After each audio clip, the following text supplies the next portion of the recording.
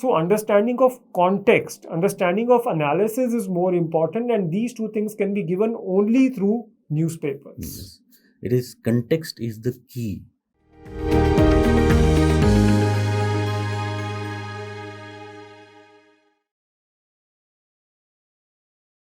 Hello everyone, I'm Atul Garg, And this is Himanshu Sharma. and today in our series UPSC Bytes, we are going to discuss a problem which most of the students face, and it is how to deal with current affairs.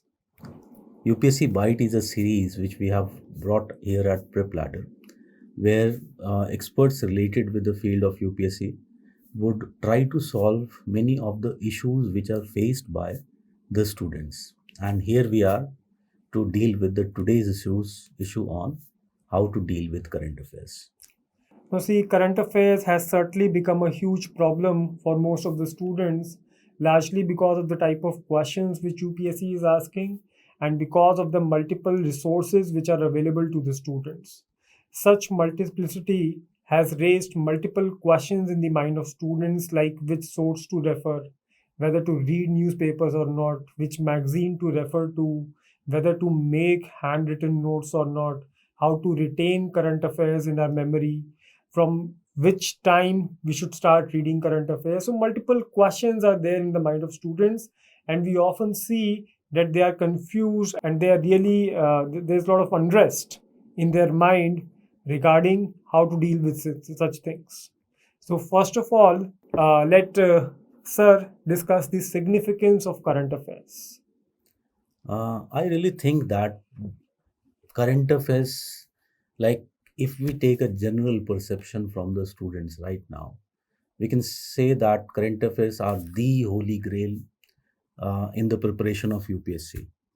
So there is some truth and some, we can say, Hype, perception, yes, hype which has been related to created. Yes. related to it.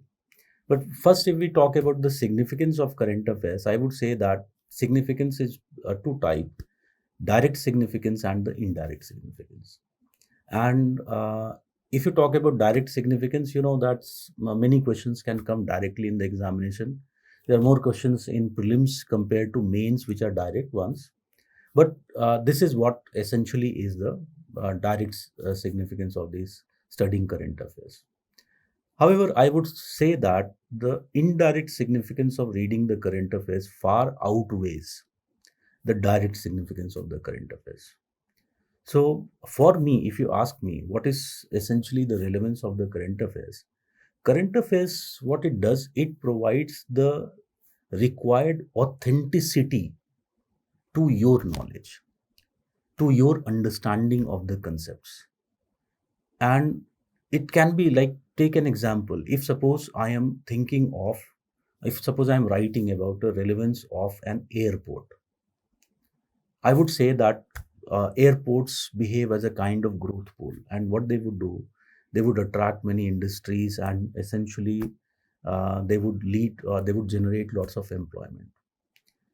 So again, if I also say that yesterday, or we know that yesterday the Jewar port was inaugurated by the Prime Minister, and one of the things which was highlighted by him was that how many number of jobs are expected to be created by it. So when I am putting my idea with a current affairs, with an something which has been in news, then what it shows my personality. And here essentially it shows the personality which is required by UPSC, that I am using my knowledge base to understand the environment surrounding me. This is what UPSC also wants from the future civil servants, that Yes. they should be in a position to use their lifetime knowledge to excel in their fields. So, current affairs is basically the applications of concepts that you have studied in the class. Yes. So, they should always be looked in the context of the static things. Yes. So, static things is basically the part A usually, and current affairs is part B. Like in your optional, also two papers are there. Paper one is the static, is the theory part, and paper two is the application part. Similarly, here also, like geography, in ethics, static issues are there, like basic definitions of integrity, compassion, basic layout of the earth, basic geography things are there. And then current affairs is the application of knowledge to solve the problems of present times. Yes. So this is how you should prepare for current affairs. This is how you should approach current affairs. And here, sir, one thing has happened, however, in recent times, that there is, in fact, we are talking about significance of current affairs. There have been instances where there is also over significance of current affairs. And like for example, if I see today students' preparation time, a total time taken by the student to prepare for the examination, we find a ridiculous percentage which is given to the current affairs. Like for example, on an average today, students are so much indulged in the excess of information that is there, that almost they are spending their 30 to 40% time Yes. in the study of current affairs. And really, I believe that this is too much. And ideally, it should not exceed 20-25% of the total time taken. Yes, certainly. I mean, a perception has been created that only by current affairs you are going to clear this exam. But that is not true. Fortunately, in fact, it is not true. It is the static part, it is the conceptual understanding only which is going to help you out. Once the conceptual clarity is there, then current affairs can be associated with it. So current affairs should be looked as a dimension to your static portion rather than an exclusive dimension itself. Yes, in fact, I would say that current affairs can be considered as a body, but this body doesn't has any meaning till it has a soul. And that is where your basics and that static portion provides that soul to that current affairs. So first do your statics properly and then add current affairs to them. Yes, simultaneously. Actually, the process should go on. So even when you are reading some current affairs, so try to identify the static issues related to it. Yes. If you're understanding freedom of expression, suppose this toolkit case was there of Greta Thunberg. So there this basic debate of dissent and sedition was there. So you should know the basics, that what section 124A has to say, what Supreme Court has to say about the idea of sedition, how sedition differentiates from dissent. So these are the basic questions. These are the static part. And once you have clarity of these, then it will be easy for you to tackle the current affairs issues also. Now, some other questions which are associated with this current affair problem is, first, that whether we should study the newspapers or not. Yes, we find that. In fact, what happens, we find many people come with suggestions that it is not important, or reading newspapers is not important. It can be done through many multiple other sources which are available. In fact, we find that there are discussions videos on the newspaper. We find that there are summaries of the newspaper which are provided by various institutes. So, sir, what is your opinion on this? Well, I would only say that there can be no substitute for reading newspaper. Newspaper reading in UPSC is just like breathing in your life. Okay, without reading newspapers, I believe, maybe this can be my personal opinion, but without newspaper reading, I think you're not going to clear this exam. It is something which you should take as a daily habit rather than a compulsion or reading a textbook. It is a must thing. Yes, other things like magazines or some website material also you can take, but it should always act as a substitute to newspaper reading. Why I am so much emphasizing on it is that the understanding that you get from the newspaper reading will not be available anywhere else. When you read newspaper on daily basis, you're not only understanding the facts and analysis consciously, but subconscious level learning is also taking place. Many times you internalize many points. Okay, when you read a thing in a very comprehensive manner, what happens? Those points get stored in your long-term memory. But while the same thing, when you read them in a Cripps note or the notes which are provided by the magazine, then you're not able to understand the context in which that news was given. So understanding of context, understanding of analysis is more important, and these two things can be given only through newspapers. Yes. It is context is the key to understanding the news. Also, not only that, also memorizing that news, and your it would lot would depend on that context, understanding of the context, on whether you will be able to recall what you have studied.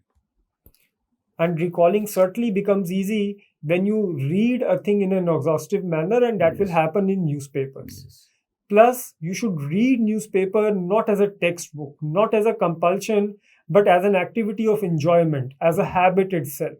Many students, they come to me, ki, sir, what we should read, what we should not. I mean, this is I think a very silly question actually. You should read newspaper in a holistic manner. You should even, like many, I often suggest students that they should even read movie critiques which are given in newspapers. Why? Because while reading it, they should understand that how you can criticize a particular thing.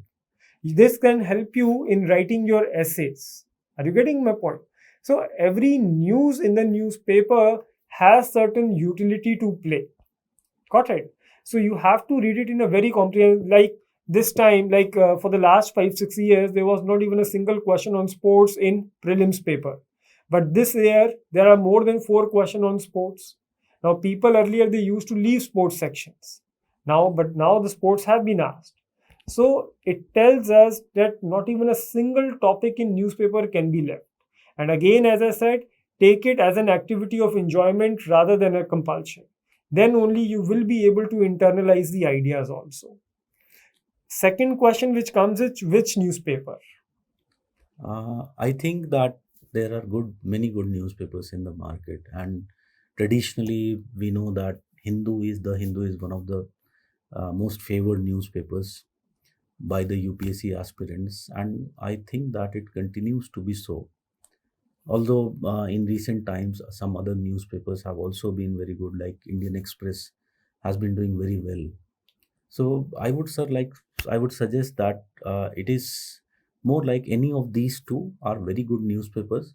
So you choose any one of these, and it should not be both, because I have found many people suggesting that you should be going for both. Both the newspapers, yes. But I think this is not a correct approach, because I think that, as sir told, that newspaper should be read comprehensively.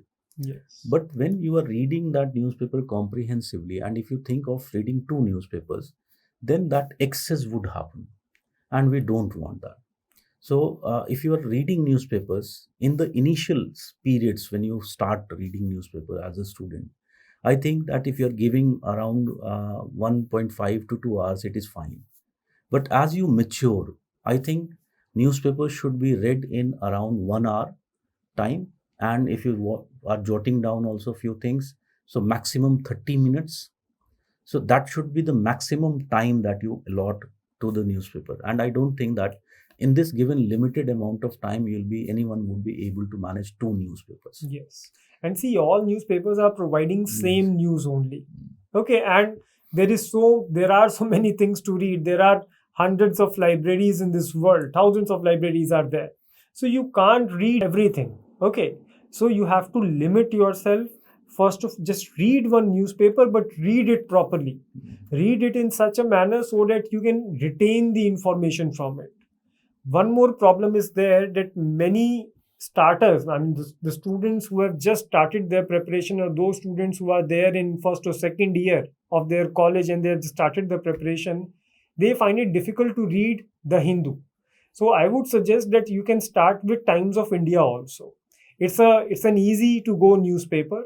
Initially, some ideas you will get from Times of India, and once you become mature enough, then you can shift to the Hindu also.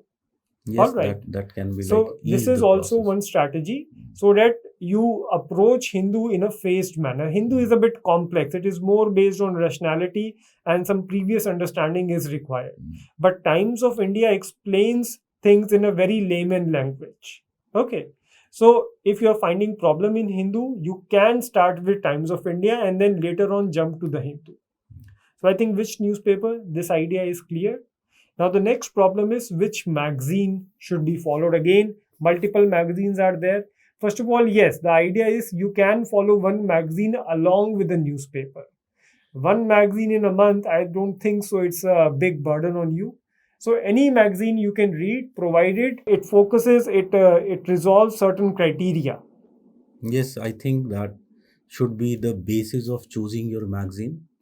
And I find that there are very good magazines in the market available. Uh, I would not name them because naming any magazine would be like injustice to the others, because as I told you, there are many which are good. So I really think that you should follow some principles while choosing magazine. First principle is you have to read one magazine, and this magazine which you are choosing, it should have some features. Like for example, it should be a balance of information and analysis. That is key, which should be there.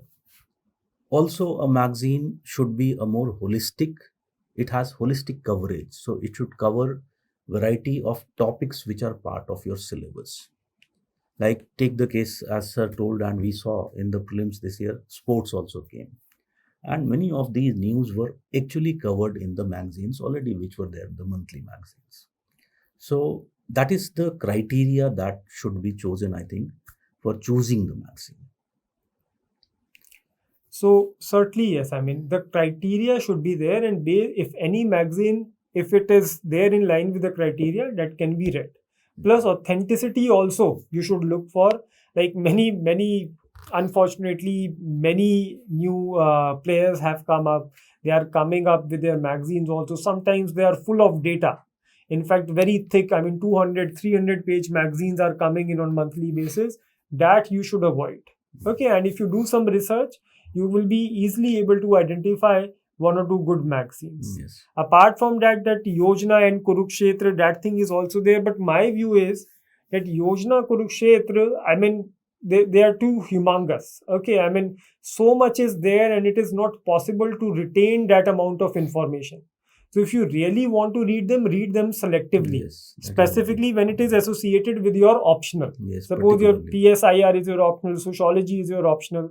So there maybe for them one or two magazines you can go for, just like we have geography. Yes, I suggest, like to my students, I suggest that you selectively go through Yojana, Kurukshetra, and even down to earth, because when you are studying your optionals, when you're writing your answers, you require various case studies, examples, and maybe in some of the issues in these magazines, you will find some relevant those examples and case studies, and that is the reason I suggest that uh, these should be like read.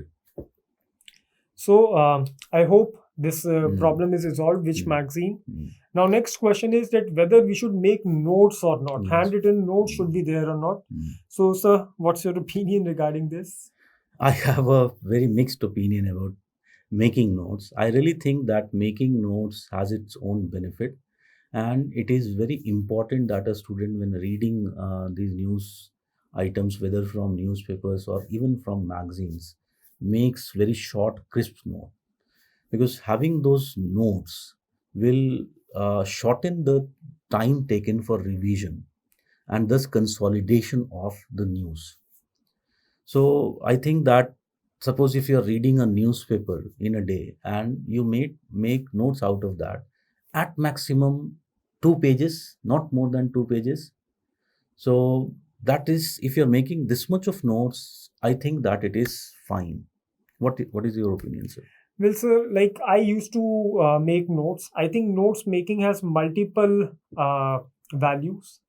Like first of all, you are able when you write something, then also it helps you to retain that thing for a longer time. Hmm. Secondly, while writing, you also develop the habit of writing. Yes. Now, as you all know, that in mains you have to write about 18 words in a minute along with thinking. So when you are making notes on daily basis, then your writing practice is also happening. Plus 2 pages max to max every day. That is more than enough. If you're writing too many pages, then again it will be very difficult to revise them. Plus, what I used to do is that I used to make different copies regarding my notes. I mean, this can be one of the methods, not the best method, I would say. That one copy, like syllabus wise, I have divided my notes.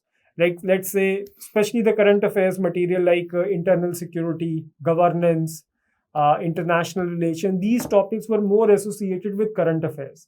So I used to have separate notebook for them whenever I used to get some news about, let's say, something has happened between India and China. So there was a separate page for Indo-China relation in my notes, and I used to add that thing in that place only. So in the end, for Indo-China relations, I used to have around 2-3 pages with me. So that was my way of making notes, but there can be other ways also. It completely depends on you and what method you choose. Sir, I think there is also a downside associated with making notes. And students, while making notes, they should be aware about this downside. And I would suggest that two main downsides are there. One is, I always say in the class that pen up, pen down, mind up. It simply means that the less you are using the pen, more you are using the mind. So what actually happens, and this I also faced as a student, that when I used to make notes, it was like more like postponing the process of memorization, because yes. I was satisfied now that I have the notes. Hmm. So many times what happened, I just made the notes, but I rarely revised that. So very important thing is that if you are making such notes without weekly revisions, those notes are irrelevant. In fact, they may backfire on you. Yes. They just may create that extra Extra pressure. pressure on you. Mm. Yes. So that is one very important downside of making these notes. So if you make notes, Mm. okay, then you should also come up with the time to revise them on weekly basis. Yes. Without revision, they are going to be of no use for you. All right. So make your strategy, make your timetable in such a way that in every weekend you leave some 1 or 2 hour period to revise the notes you have made in that week.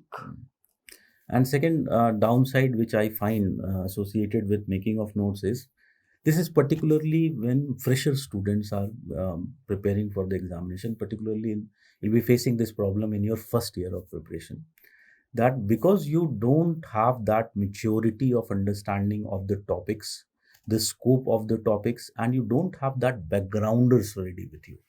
So because of that, what happens, you tend to find most of the topics to be important, almost every topic to be very, very relevant for you.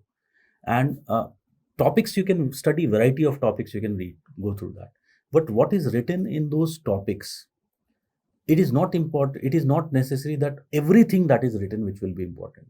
So many times what happens, when a fresher student starts reading, he will find that all the things which are written, they will be important. So what will happen, they will start writing all of it will be like a copy of the newspaper. Yes, like I remember one student, he even used to write down the Sensex ratings every day. Mm. Okay, so rather than understanding the general trend of capital markets, you just need to, used to write down that what is the NSE index, what is the Sensex index on daily basis. Mm. So it is of no use. I mean, you can't remember such data. And to deal with this, I would like to suggest the student, that is where the role of magazine comes in. When you are reading something, you have to think now whether I should jot it down or not. So you think about that whether this will be covered by the magazine or not, and again you'll get your answer. So this will reduce the amount of jottings per day from the newspaper which you are doing. And magazines, I don't think really, sir, that there is need to make notes out of the magazines. No. You can just underline in that. Yes. I mean, if you think that this line is important, Mm. so just underline over there, Mm. and in the end, you can revise the underlined portions. That's Yes. it. And that is where that we said the choice of magazine comes in. Because many magazines would just, they do what, they will cut and paste Cut and paste, yes. information. Hmm. But there will be magazines which will present you that information in that relevant form which is required. For analysis part, certain videos are also there. Mm. Like certain debates are there on Rajya Sabha TV. Yes. On NDTV also certain debates are there. Yes, very So good. I'm not talking about the debates which takes place between politicians, that whether Ram Mandir should be constructed or not. That is not an important thing, but some relevant debates. So that things also you can watch to break the monotony. Okay, sometimes just by reading newspapers things can get really boring. So you can watch some show also. Like Ravi Choklingam sir is there on Prep Ladder. So he really comes up with some really interesting videos on current affairs. So that thing can also be seen. It will help you to add those extra dimension to your preparation. Now, the next issue that we frequently find students asking is how to remember this current affairs which you are reading on daily basis, and how to use it for the examination. So, sir, what is your opinion on this? Well, I believe is that the best method is to connect the dots. All right. All you have to do is to first of all memorize the syllabus of UPSC. Whenever you are studying, like suppose if you are taking GS paper 4, I would always say that first of all read and memorize the whole syllabus. Then only you would be able to relate the news also and will be able to retain it in your memory. Let's say, suppose Transparency International comes up with this corruption perception index. Every year it comes up. Now, if you know that there is a topic, challenges of corruption, in paper 4, and in paper 2, governance part also, corruption issue has been mentioned, accountability is there. So you would be able to relate this news with these two topics. Are you getting my points? And if you have made some static notes, so there also you can add on from this particular data. So it is that relationships that will help you to remember the current affairs. Yes, like if I take another example, like I can see that on the Hindu there is one news about the Omicron variant. This is the new COVID variant that we are talking about, which has been discovered in South Africa. Now, if I just read this news, okay, it will give me certain information about COVID-19. But very frequently, what will happen? There will be tendency that I will forget it over a period of time. However, if I also read this news from the perspective, from the context, then what happens? I will make those necessary connections, connecting those dots, and it is how our mind remembers it. For example, in this case of Omicron variant, I can say that I can think about which topic of the syllabus it should come under. So there is one topic which we have to deal with, or which we talk about. It is the topic of epidemics and pandemics. So again, I should know where, under which heading it should be. I can also think of like what are other topics, like one topic of the syllabus is population. So under population you have to study number of things like mortality rates. So what will be the relation of this Omicron variant with the mortality rates, how these mortality rates essentially, or how this pandemic would also affect the fertility.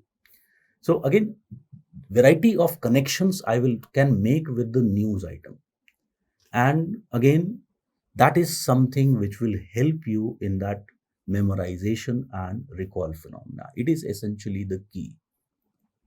So certainly, yes, like sir has said, like just few months back, this issue was there that whether for controlling population we should come out with a bill.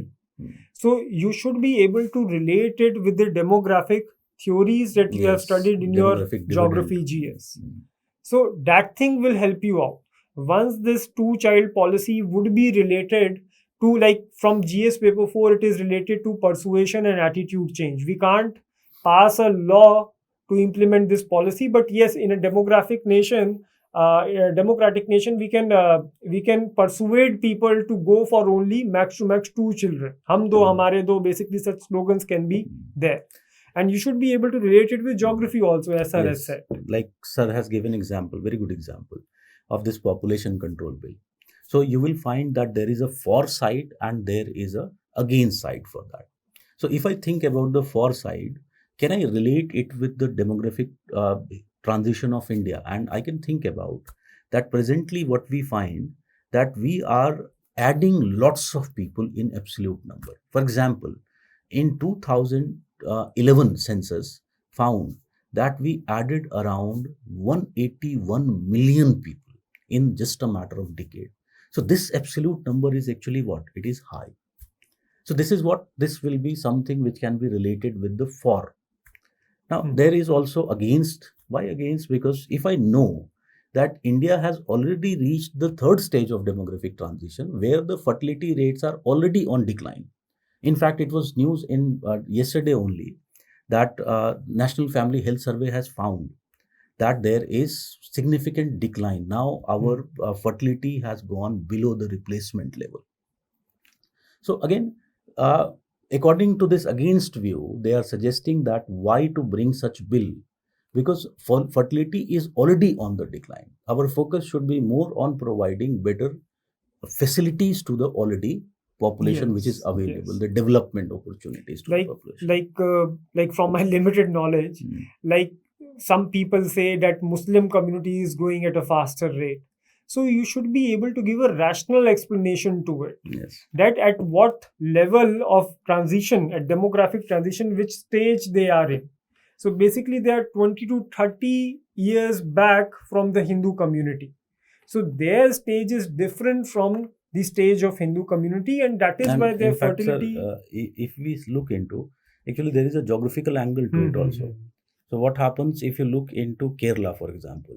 So you'll be finding that the fertilities are low across the communities.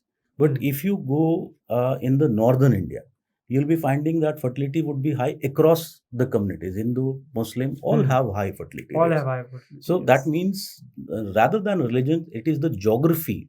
Yes. Which is the controlling factor there. So again, see, this, like this, if you do the analysis this of the is the news, analysis actually what is required. Yes. Of the news, then what will happen? You will be better able to remember that news. Remember that, yes. So this is, as I told you, this is where the role of magazines and some teachers would come. Teachers would come.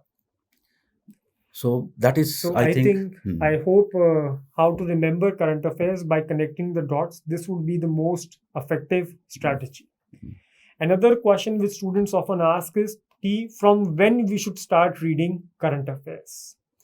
So I think from where the day you start your preparation, from that day only you should start reading your current affairs. It should be seen as an integrated part of your preparation. Yes, this is true that in the starting you will face problem in understanding current affairs. But you can resolve this problem by understanding the basics also. Like what you should do is that whenever you read a current affairs news, try to also understand the background of that news. Like suppose if some law has been passed, some amendment to the constitution has happened. So try to understand that what is the procedure for amendment, which amendment it has been, what impact it is going to have on the society, what impact it is going to have on the administration. So try to look at from different perspectives. Okay. So try to read between the lines. This is what the idea is. And there is, current affairs are always there for you. I will again say that it is something that is going to remain with you throughout your life. Even after you become an IAS officer, then also you have to read them on continuous basis. So again, don't take it as a burden, take it as a habit. Develop this habit, start enjoy reading current affairs. So do it from now, I would say.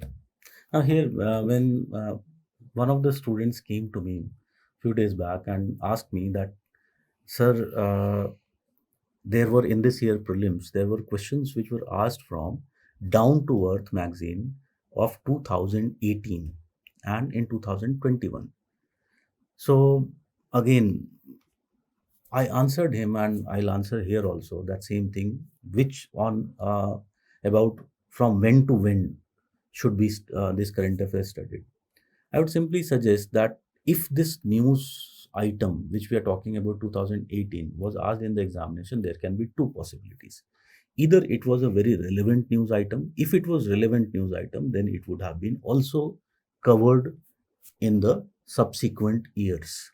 Yes. And see, every year it is not like, every year a new thing, completely new thing will come out. Okay, every year like 26 January is celebrated. So the similar news you will find. Every year Gandhi Jayanti is celebrated, so every year there will be articles on Mahatma Gandhi. So try to relate things. This is the idea. And second thing is that there might be a situation where there was no continuity of this news. So then what I will treat this question as, I'll treat this question as something which was exceptional type of question, which was there to test my psychology rather than my knowledge. How I am able to deal with the paper even when I don't know the answer of this question. So again, I would suggest that you start your newspaper reading from today, and you make it a habit and you keep on reading. Even in between, suppose there might be days when you are not able to read. So many students, in fact, I also in my initial Yes. years of preparation, what I used to do, I used to keep those and I used to preserve them that I'll be reading them later. But what I found that I actually never got the time to read them. Just what they did, they created additional burden in my mind. So, in fact, you people will laugh that in my subsequent years of preparation, what I did, I made it a rule that every day newspaper, I used to have my dinner on that newspaper. As a student life, you understand that it was like a rule, because it simply meant that whether I have read it or not, I'll not carry this tomorrow. Because if the news is relevant, it will again come. Yes. If it is not relevant, then again it is a exceptional. It might come as an exceptional question to check my psychology. I mean, you should not be feel burdened if something is left. You should not have any guilt regarding Yes. this. Okay, yes, there would be certain days in which you won't be able to read the newspaper, so you should not feel guilty about it. I mean, if that news, as sir has said, if that news is relevant, it will come again. And see, it is not possible to have completely new things every day. All right, so it is the same things only which are going to be repeated. So don't worry much about what has been left. Focus on the present. That is the most important thing. So I hope that most of the questions related to current affairs have been answered. You guys can also post your questions on the Facebook page of Prep Ladder. Okay, if you have any problem, you can just put your question there, and we will try to answer it in our upcoming videos of UPSC Bytes. So that will be all for today. The question for our next discussion would be how to deal with answer writing in mails. Okay. So we'll meet next time. Thank you. Thank you.